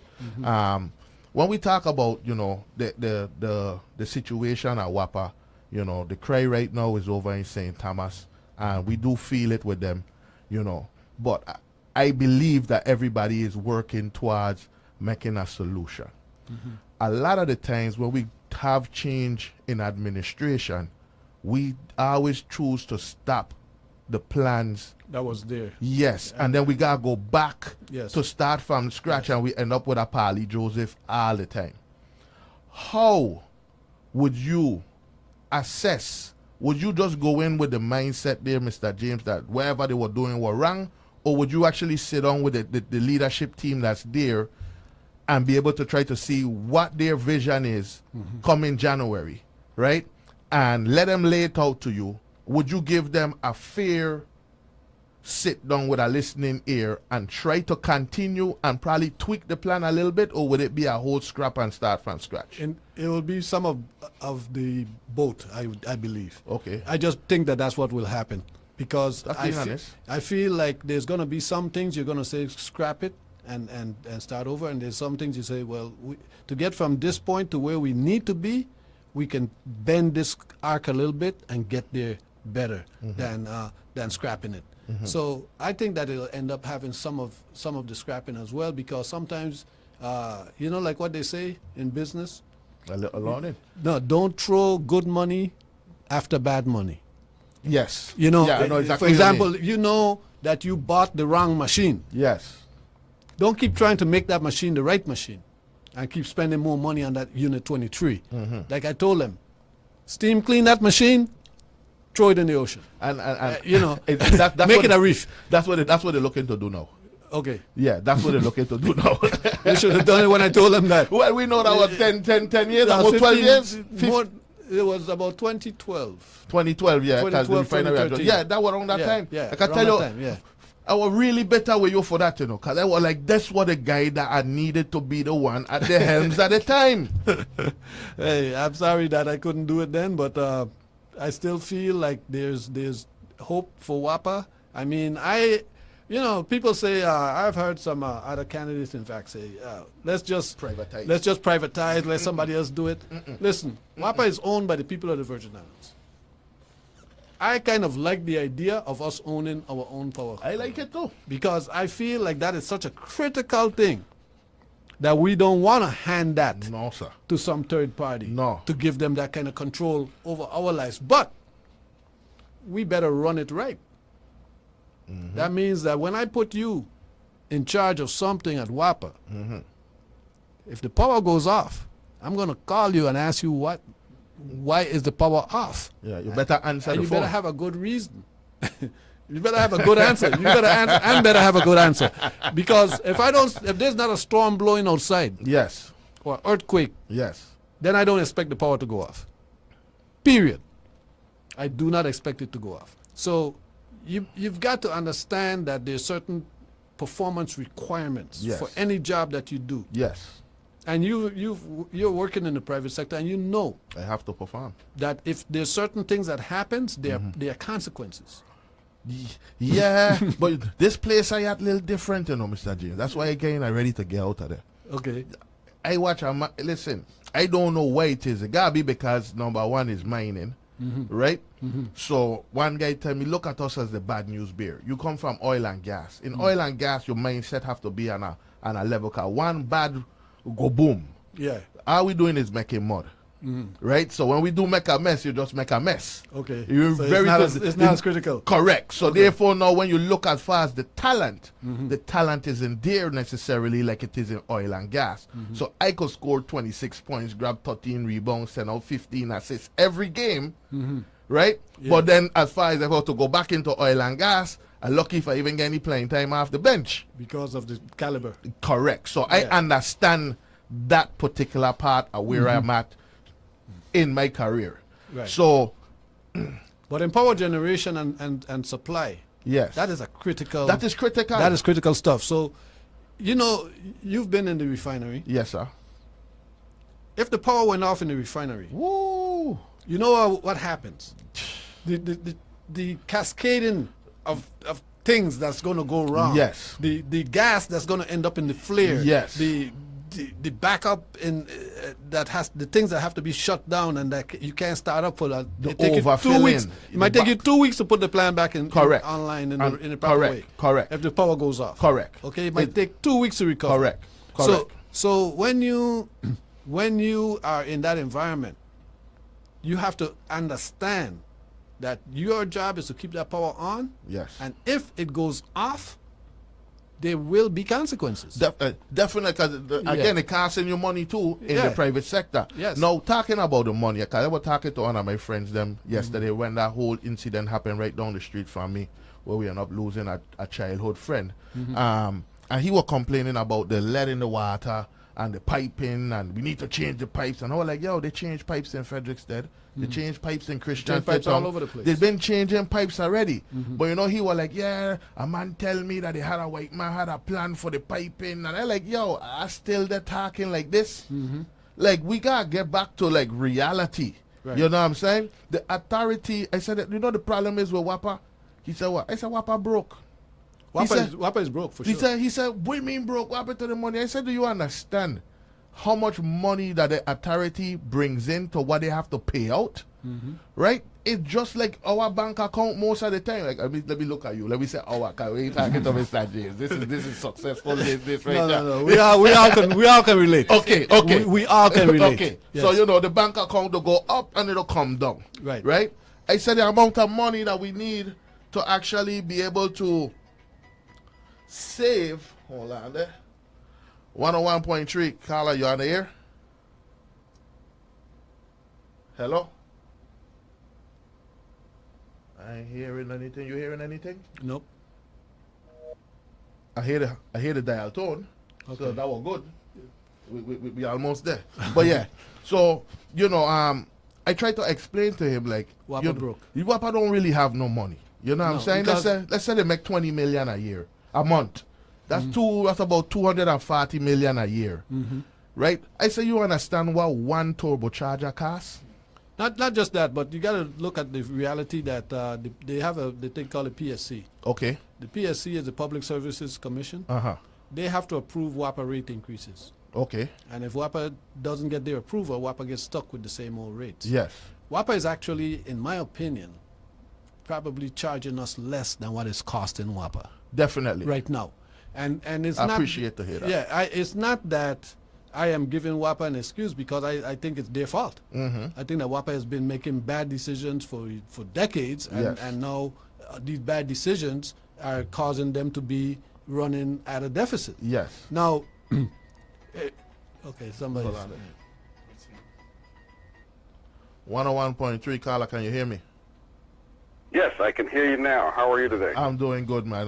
Mr. James was right in the middle of a very important point. We're going to let him continue, and then we're going to roll over to you. Yeah, like I was saying, as WAPA is running at a deficit, Yes. because they are forced to keep their old rates, and their inefficiency causes their actual costs. And when I say inefficiency, I don't just mean about the fact that the machines are achieving less than 20% in some cases of turbines, and with the if you got a Wärtsilä running, okay, that could give you 42%, but the inefficiency plus the overhead burdens, Yes. the cost of that propane system, Yes. okay, that $200 million debt service that they have to Yes. carry, the cost of the machines that they've bought over the years. So they've got a number of costs, burden that they can't readily overcome. So WAPA is, I think, running at a loss. Yes. Yes. Thank you.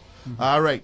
Listeners, I know you've been hearing us talking a whole lot, and I hope you've been enjoying the conversation with gubernatorial candidate Gustav James. You know why I told you what I told you at the beginning, right? A brilliant Virgin Islander, a brilliant mind. Now, before we go to the caller, as it comes to picking your running mate, Mr. James, what led you to making the choice of Mr. Randolph Bennett?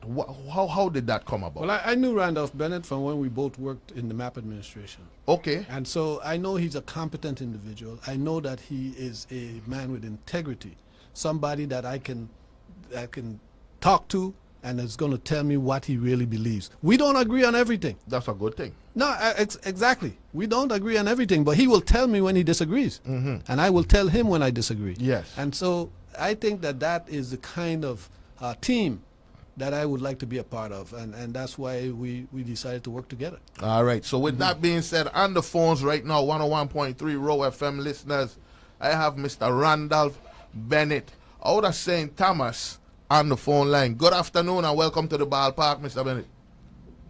Good afternoon, sir. Good afternoon, and thank you for having me. It's a pleasure to be on the line with you guys.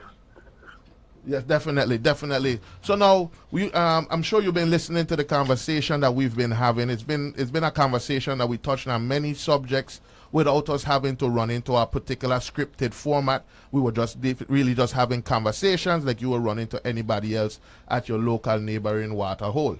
Yeah, a watering hole. So, Mr. Bennett, you decided to take on the challenge of being the next lieutenant governor of the territory. Can you give the listeners here on 101.3 Row FM and those listening online a reason why you decided to team up with Mr. James in order to form this powerful team? Well, one of the things, and I heard Gustav James, Mr. James, just explained one of the key aspects for both of us is that we're not in this to be a yes man for either one. We were both commissioners together. He was the commissioner for public works. I was the commissioner for property and procurement. And with that team of knowledge and background, I think it's important for us to be able to give that back to the community of the Virgin Islands to make our place a better place, to bring paradise back again. Okay. Now, he said, before you asked him the tough question of why we linked up, and he started off by explaining that we don't always agree on issues. And you know what's funny about that is that we may have a different point of view on an issue, but when it comes to working it out, we always come back to the same point, which is we put the people of the Virgin Islands, we put the territory of the Virgin Islands first. Okay. So it's not a matter of disagreeing or having different opinions. And I love it because a lot of times, look, he is a brilliant, brilliant person. We have a joke amongst my peers and my classmates because they say we graduated from 8-1. In other words, when we were in Bortosí Shelter, they had classes based on, you know, intelligence, and we were in the 8-1 class. And so a number of us always joke every now and then that you guys were the smart people. But I tell you, I will eat 9. Okay, with that. Hey, but listen, that just shows you. But you're a brilliant young man, so that just shows you that numbering system might have had a little bit of issues. Go ahead. So you guys understand the old VI system, you know, and that's what we talk about. Bringing Paradise back and having people who are capable and competent to take that down the road. Now, a little bit about my background for those who may not be aware. Prior to coming home and being the Commissioner for Property and Procurement, I was a director at the U.S. Department of State, managing issues and properties in 180 countries for the U.S. government, dealing with things with national security. I maintain a top secret clearance throughout my career, and you know, every 5 years, if anybody understands that, you get, you know, you go through the background check with the FBI and stuff. So I've always been cleared to be involved in national security issues. And I never really thought about it because, you know, you just do your job. You're just there doing what you got to do, and being very humble about it. But then when I look back, I was like, wait a minute. Not only did I work in the executive office of President of the United States, because I also worked with President Obama for a portion of my career as well. I'm also retired as an Army officer from the Pentagon. And as a Virgin Islander, those things... What? Go ahead, 8-1.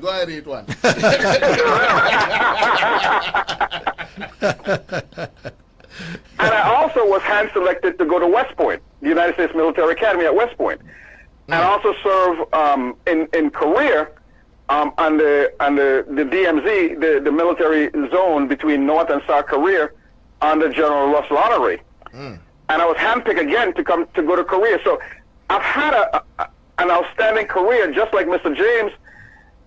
That's what makes us such a good blend for the community. Wow. Because we bring things from a global perspective, a global worldview, coming back to our community to go back to work. I served in Saudi Arabia. I served in Qatar. I served in Afghanistan. You know, just to name a few. And this is why we're so passionate, because we see the problems. As he explained about the situation with WAPA, I have another twist to it, break it down to our folks listening to us. When he's talking about with those engines and turbines that's running the water power company in our community, it's like I have a big truck. I have a Mack truck, right? Every now and then I went out and bought a Mack truck because, you know, I saw Shaq had one. I was like, you know what? I want one of those. I like the picture. You know, I want one of those. So you have that in your mind. You have a Mack truck in your driveway. Yes. And every day you're driving your Mack truck from Frederickstead to Christensen just so you can go to the gym. What do you think happened over a while? The amount of fuel and energy that you're burning with that, it becomes ridiculous. Yes. You know? Yes. So you would drive it, it would be more effective and more efficient if you had a Toyota or a Volkswagen. Correct. So we let people from the outside, and this is what happens, and people of the Virgin Islands need to understand this. You need to have people in the seat who are not going to be impressed or bamboozled by those from outside that want to come to sell us a bag of nothing and then take away a suitcase of money. You understand? And that's what Governor James and I bring to the table. They can't come and bamboozle us. Yes. We've been there. I've been at the table. You understand? So when you come to me to explain things, or you come to Governor James to explain things, you better come appropriately, because we ain't going to be bamboozled. Look at this individual that's running around in our community right now that, you know, we've seen it too many times. People come in with nothing and want to leave with everything. I agree. We need to be able to take care of our people, and you need our people, born and raised in a territory, that understand the issues and want to give back to the territory. And to give them the work. Yes. What I think I do, one of the best things I think that we can do for someone is give them good work. I definitely. Absolutely. And that's why we're about to go right into it, Mr. Bennett, when he said he was the commissioner in charge of property and procurement, right? So as far as right now, you see with these bundles that went out, we kind of went to a procurement company outside our own procurement to kind of help us to bring in the talent, so to speak, in order to be able to take these bundles for all these big projects, right? As far as being in charge of property and procurement, one of the biggest issues that my friends have that's doing business here in the territory, which it won't necessarily probably fall on you, but is as far as the payments, right? Waiting 7 months to be getting paid, you know. And I ain't talking about who's singing the village. With them thing is pennies what we talking about. You could wait for that compared to what these man actually point out. That's you, but maybe he needs it too. I just saying because I know I watching a $25,000 a week payroll going out. You know, and you can't get paid. And you can't get paid till 7 months. You gotta start tapping into resources to actually help you to make your payroll in order to keep this going. You know, Mr. Bennett. See, what you're describing, sir, is people who mismanage accounts and are in positions above their competency level. Okay? And what I mean by that is simply this. I run a business. Every month, I know that I have to pay out to people that are working on my team and businesses because I have subcontractors that are working with me. Correct. I have to make sure that I have enough funding in my account or my business account to make sure that I take care of these people. Okay. Because if I'm not taking care of them, the job doesn't get done. Correct. There is no way one should write a contract and does not have the appropriate dollars to support the needs and the funding to support that contract. Hold on, Mr. Bennett. You talking about as far as on the government side, or you talking about the small business side? I'm talking about all of it. The small business side, because I'm a small business owner. Okay. There's no way I'm going to get involved with a contract to pay someone and I don't have the funds to pay them. Meaning right? before you get paid from the contract that you get from the government. I'm trying to just bring a little clarity to the conversation. Sorry for cutting you off. Right, no problem. And therefore, the government itself should never get invested in a contract that they cannot pay. You understand what I'm saying? Okay. But also, Randolph, there is a law in the VI that you're not supposed to award a contract unless you have the money. And that was in place during the time that I was commissioner. Yeah, but what happened? You're not supposed to award the contract if you don't have the contract. If the money is not there. Right, but this is what happens. Talk to me. Those agencies that are supposed to pay the bill, then they turn around and sometimes misappropriate the bill. The money. So one of the things that they misappropriate the use of the funding. So I think one of the things that would need to be changed, and we'll have to wait until we're in the seat to totally assess it, is that there should be a separate account, a finance account, and that's what the federal government does. They set up a separate account, so when that contract is awarded, if it's for $10, that $10 now go and be set aside in a payment account. Oh, and then okay. So now that money is automatically taken away from those agencies and now goes into a separate account. So when those monies come in, the finance department now pays that money.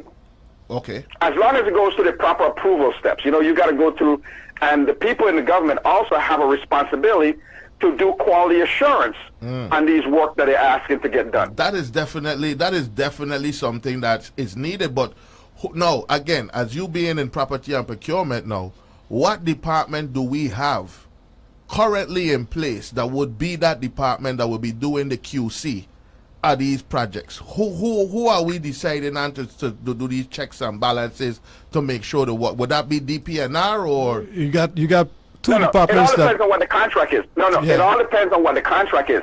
So when I was in the Department of Property and Procurement, I made sure and I ensured that every single person that was involved in procurement action in the different agencies went to a contracting officer representative training. We brought in the instructor because first I was getting ready to send people out.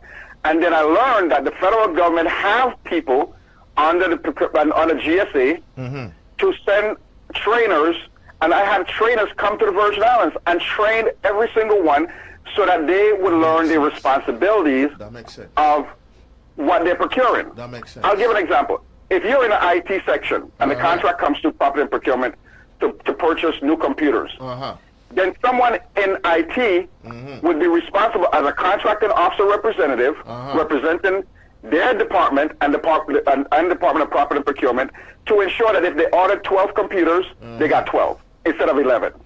Not just 12 computers, but they had the kind of software on that computer that they paid for as well. Correct. And you know, Correct. it's So all of this, it's something Yeah, that we all have of to the- understand that. You know, I just want to give Go a little ahead. saying Go ahead. from that I learned at Hess. Talk to me. You don't get what you expect, you get what you inspect. That is the truth. Yeah, just wanted to drop that. Yeah. But that is powerful. Yes. Like, that goes right to what we're talking about as far as this whole procurement. When you get your contracts, who's going to be the one policing it? But you just said something, Mr. Bennett, that made me stop to think, right? If, Yes, sir. if when you guys get it, if we are to look and take our count how much money we actually spend sending people away for training, right, to the mainland, yeah. that they don't actually go to the training, but they end up in wherever the nearest mall is, Yep. right? They Yep. end up going to, you know, they don't want to go to this one particular nail salon here, but they end up going to a nail salon that they don't have no idea who these people is, but it look pretty, right? And they give Right. you a glass of Prosecco. They ain't even give you Moet, Yes. right? Prosecco, right? But when you talked about actually being able to use the resources of the federal government and actually bring them down, I think that would be a cost-saving measure that the territory can use. And Absolutely. instead of now you only training the 4 people that you could afford to send away for the department, now you actually have the training happening here in the territory, that now you could be able sir. to get the same amount of money you spending to send 4 people, you could barely train the whole office.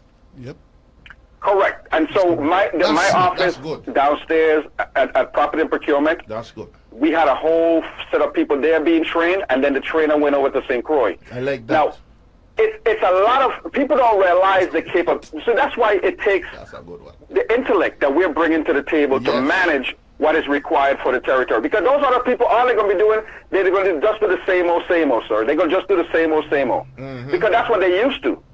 We're coming with a worldview. Yes. From a business point of view, from if you haven't been, like Mr. James is a business owner, I'm a business owner. So not only have we been in government, Amen. we have also been in business. Amen. So we understand both sides of the coin. None of these people that's running against us have ever talked about they own a business. You can look up my business. It's called IRON Enterprise. IRON, IRON Enterprise LLC. Anyone can go on to USA Spending and see the kind of things that my company do. And we just got started a few years ago. I like that though. Because that's a thing that I have always looked at. I usually throw my stone them in the legislature because I can't reach as high as government house. I could easily reach the legislature. And when I look in the legislature, I honestly telling you, like, I don't understand why the people of the territory expect something exceptional from lifelong government employees. Right? And the other thing is, look, it just don't make sense to me. yes, I think there's a need for government employees to come into the job and do it, but not to be. I'm talking about not the regular government employees. I'm talking about those who want to run for the legislature, those who want to run for governor. There needs to be a limited term. People come in and want to make this a career. Come in, bring your ideas to the table, improve the community, Yes. and move the heck on. Correct. Become a Move on. consultant. Move on. Move on. he said. Move on. Just go back to your business. Go back to your regular job. Yeah, go back to your business. And learn to create businesses, learn to grow businesses, be on the other side. When I was in the military, I remember growing up in the military, a lot of people always get tired and sick and tired, man. Like we call them lifers, right? Guys who, past the 20 years to be eligible to retire and just want to hang on. And it's like, I never was one of that kind of person. When it was time for me to retire from the military, I was gone. Boom. When I went into the federal government, when it was time for me to retire again, boom, I was gone. You understand? And the way Governor James and I call it, people in the Virgin Islands I've got kind of stuck in the name of Governor James because you know what? Good. Whether he is elected or not, my respect for him is so high. My respect for him is so high. He's like a governor to me because he governs his business. Definitely. He governs his operation. Okay? You pass by his home. Is a governor's in Frederickstead. Exactly. You understand? So he's not coming into the job. Just like when we went, and I asked people who are listening, go to Consortium website and look at how we presented ourselves when we went to deliver our documentation to run for office. I seen it. We walked into that building as professionals. We carried ourselves as if we know the job, and we do. This is not training. This is not training day for us. I got you. It is not. I got you. So now, I know it's not training day, especially because y'all did have one of the officers that was in here. Looked like he was playing. He was Denzel Washington in training day when he come out and button up and then open the door. Yeah, looked like that. And that video is a beautiful video. But I want to talk to you as far as the role of the lieutenant governor. And I'm going to continue to press this issue out here. As far as where we are right now in the banks, right? With it being so hard for us, not just business people, but homeowners, regular people who have their 10 or 15,000 in the bank to actually be able to use our local banks to be able to actually get a loan, to be able to do something besides buy a car, it becomes such a challenge. With the Lieutenant Governor office, correct me if I'm wrong, being in charge of banking and securities in the territory, banking and insurance. Yes. Is there anything that could be done with these banks that say that they're local banks that's not allowing us as locals to be able to have access, like if we were going to walk into a bank that we were doing business with in the States? One of the things that I definitely want to do as a lieutenant governor, responsible for banking and insurance, passports, records of deeds, all of that is a huge responsibility. It is under that office. So let's start. I'll start with the banking and insurance, and then I'll talk about records and deeds. Before you're going to, I want you to stay on the banking for me, please. Yeah, that's what I'm saying. I'm going to talk about banking and insurance, right? Because that's very important. That's crucial. Okay. One of the things that needs to happen, we've already brought in Pentagon Federal Credit Union into the territory, right? I was a member of Pentagon Federal Credit Union. I used to advocate for it. And when our numbers got to certain levels, and I'm not even in government, the agency saw a need to establish an office in the territory. Pentagon Federal Credit Union is open to every single member that's in our community to be able to utilize. Really? We need, yes, we need not only credit unions, we need not only banks, but we need credit unions. We have the St. Croix Credit Union. We have the St. Thomas Credit Union. For me, I'm going to bring those business leaders into the office, and we're going to have a business meeting. Okay?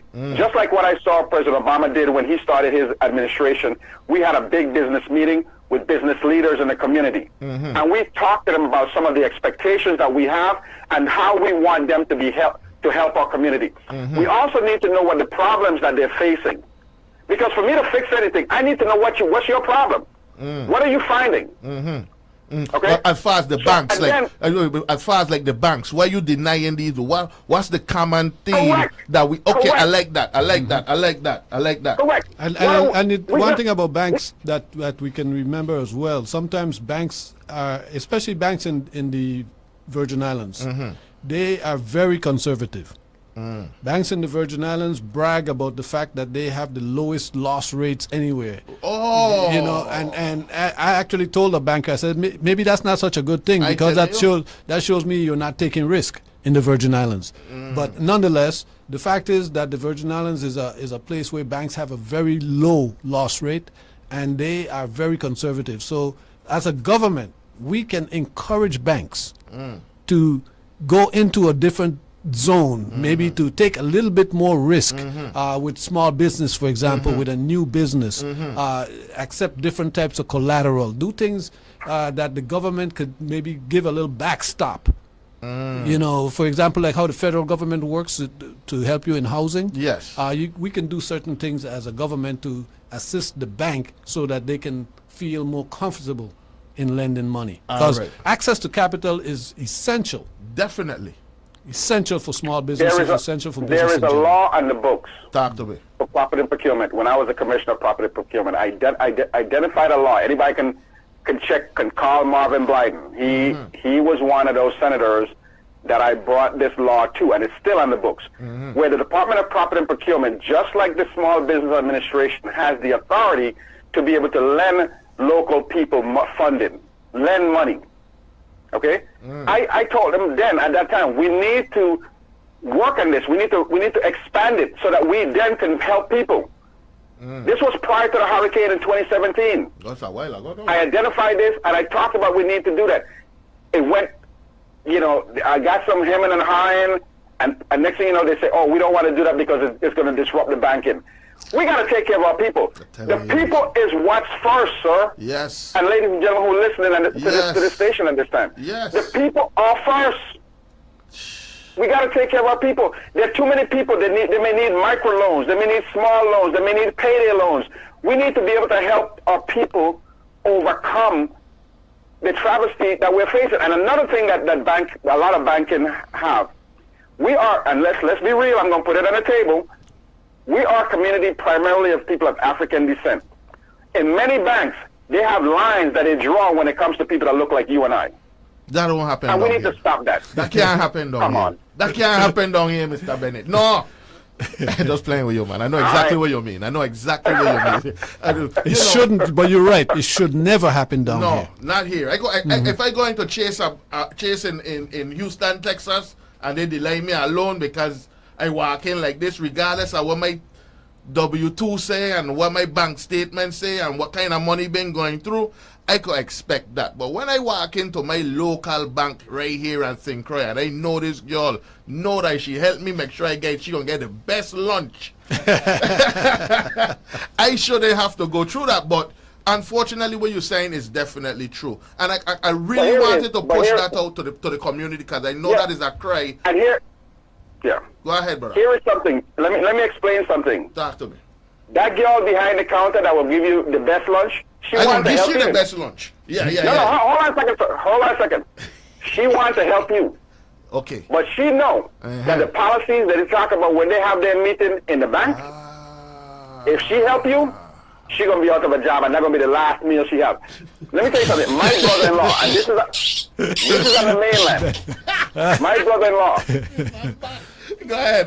Go ahead. You're proper. My brother-in-law used to work for a bank years ago. And he was telling me how he used to be trying to help people would come in and they would have issues and he would try to help them and he would advise them. They were monitoring him. And then one day, he didn't do nothing wrong. You know, my brother-in-law is one of the most upright, outstanding people I know. My sister couldn't find a better dude to marry And to to. hear you say that means he have to be. Cause we his don't. sister's husband. Yeah, we ain't not go just like that. That's so right, yeah. I respect that. Yeah. And he came home one day looking sad. I was like, Larry, I call him Larry. Yeah, right, yeah. that's his name. I ain't gonna go with the last name. No so problem. nobody, No problem. Who no? I said, what happened? He was like, that man fired me. I said, are you serious for what? He was like, man, I was trying to help people, tell people about banking rates and all this other stuff, and then let me go. He was doing the right thing by people. So that's on the mainland. Yes. So you know it happens at home, and that's one of the reasons why I wanted to get into this job. And that's one of the reasons when Governor James and I talked, and he said, look, I want to be in the governor's seat. He said, you could be in the lieutenant governor's seat. I was like, hey, we didn't even have a second thought. We didn't even have okay, man, what about, no. It don't matter. I got you. I got it. I respect that, and I totally appreciate that. No. And that's a true story. He's standing right there in the office. He can tell you. Did I come back with any comeback? I said, man, I was running for governor too. I should. No, it was like you want. No, there was no discussion. But this team right now, we've been talking for a while, and Mr. Bennett, you came in the last 30 minutes of this conversation, and it's been an amazing 30 minutes thus far. Yes, sir. The message of this team really needs to be out there. We need to be able to hear and see you guys, because it's very refreshing. Right? I haven't heard the typical talking points, except for when we talk earlier about the youths and the future, and I know exactly what you meant, and it wasn't a talking point. But I did not hear the typical, cliffhangers, so to speak, that's been thrown around here for many, many years. As far as, campaigning and fundraising and stuff like that, Mr. Bennett, I'm going to try to Mr. James, and then I'll let you follow up, and especially on what's in St. Thomas. How, if somebody's listening, cause I tell you, every person from Fredericksburg I run into, it might little spot them that I had to stop and, take a refreshment here or there. They always tell me about Gustav. What and how can people help to get this campaign funding and fueling in order for them to be able to actually, help it? Because I don't have a horse in the race, as they would say, but I personally do think that this message needs to be echoed throughout the territory and the mainland. How do we be able to get that? What's the fundraising? How y'all doing? You get big business, you get somebody in, what's going on? Well, we're not getting big money from small big donors. We are getting donations from small people. Okay. And that's how we're working, and that's how we like to work. We want to be working for the people. We don't want to be owned by any big dollar people. So we have I'll let Trevor tell you about our website and whatnot. Good afternoon, Scavi. Good afternoon, listening audience. Good afternoon, Lieutenant Governor James and gubernatorial candidate Gustav James. My name is Trevor Julian. I am the chairman of the Gustav James for Governor, Randolph Bennett for Lieutenant Governor campaign team. We are running a grassroots campaign. Community is what really matters to us. We are engaging with all community members on St. Thomas and St. Croix. We want to hear from you. If you're interested in learning more about the campaign or finding out how you can be of support to us, please visit our website. It's www.gustavjamesforgovernor.org. Every help matters. As Mr. James said, we are accepting support and donations, but we do not belong to anyone. We belong to the people. So any support that you can give this campaign team, please visit our website. We have an email on there where you could send us your resume if you're interested in working with this team or this campaign. All love, and we accept all submissions. So please visit us at www.gustavjamesforgovernor.org. And Scavi and Lima, thank you so much for this opportunity to speak to your listening audience today. And Mr. Bennett, y'all are gonna be in the primary. Y'all not a part of this. The primary, the general election. Right. Yeah, so y'all not a part of the primary, and being able to get your word out from Orly, I want to say thank you guys for that first of all, right? Because seems like everybody just want to be sitting on the sideline until August first finish, and then now this is when everybody want to come and start to say what their ideas are. And when I saw you, Mr. James, like I said that Thursday, and I look at your son and I said, listen, I gotta sit down and talk to Pops, man, because the message that I heard, I think we needed to get this more out there to let people know that there are more options than what is currently being presented in front of you that are actual viable options. And then I talked to Randolph, they don't call you Randy, it's Randolph. Randolph. All right, right. So he got obligation to make sure that power plant in St. Thomas run because his name there in the building. That's right. That's true. That's true. I never made the connection. I never made the connection before. Thanks. You know, the funny thing is, every time that plan go down, and I heard a Randolph, you know, this and that plan go down, I was like, oh man, this will be my name bad with it. I think of the Harley plan, not the Randolph plan. But Randolph Harley. Randolph Harley plan. Yep. Yeah. Okay. So definitely, Mr. Bennett, as far as in St. Thomas, you know, that's where we know over here. I'm gonna tell you the water and the street. You know, the St. Thomas is where a lot of the movers and shakers and stuff like that goes when it comes to funding and stuff like that. How you going about making sure you gain the word out about this powerful team in the St. Thomas district?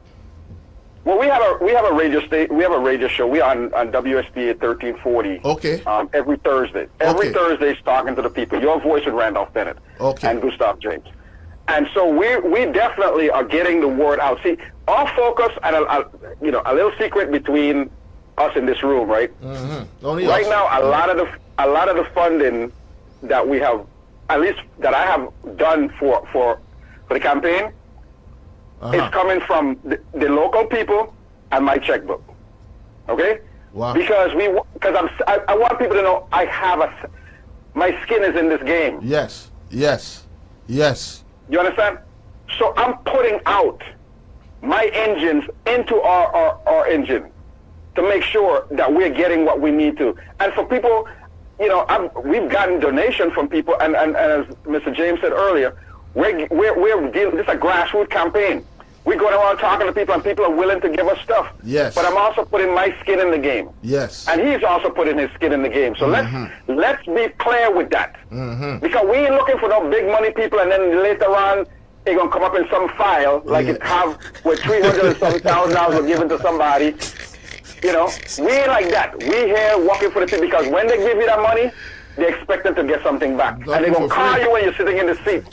You're going to get that phone call. Yes. When you're sitting in the seat. And we have lived it. We have seen it. So it's not like I'm saying something that's not true.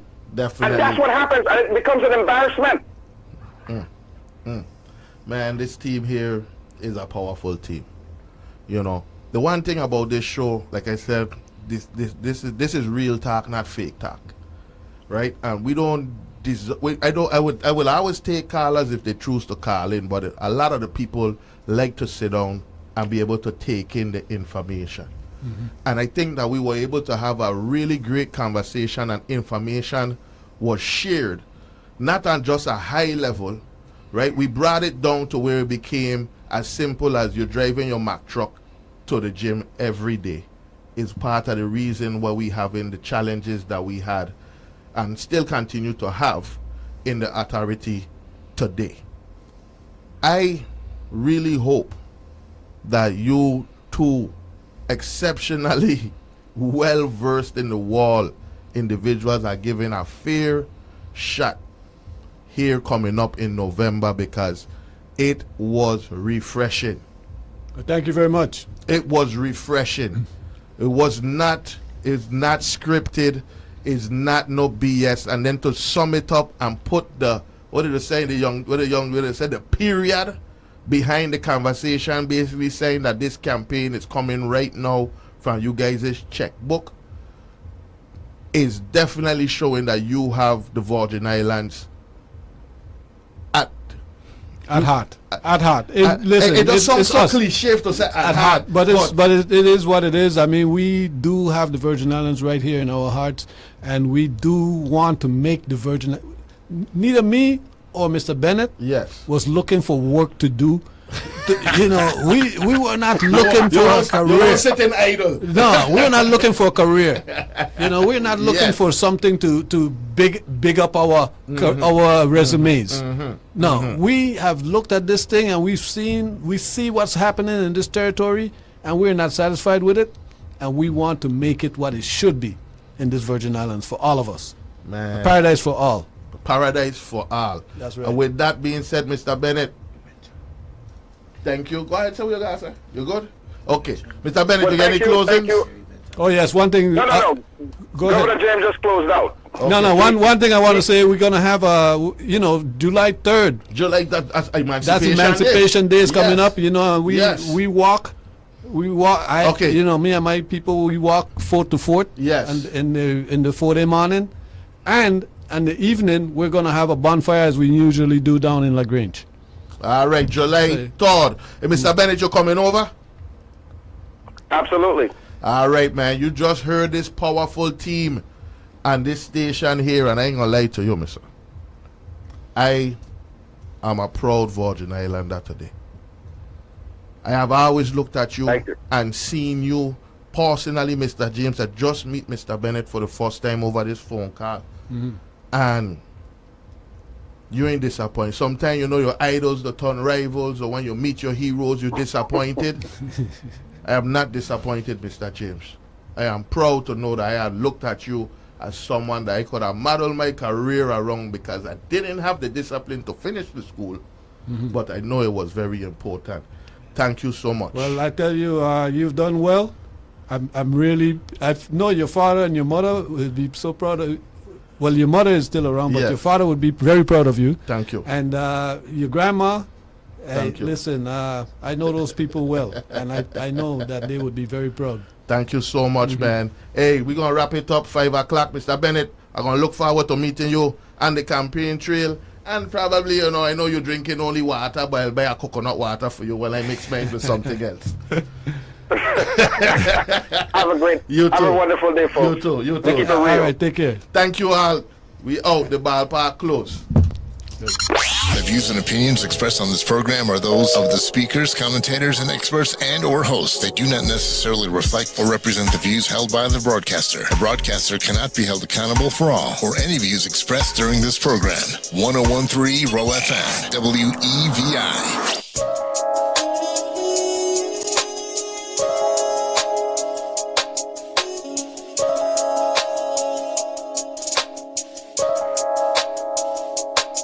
I hear some news today. I don't know if it's true, this.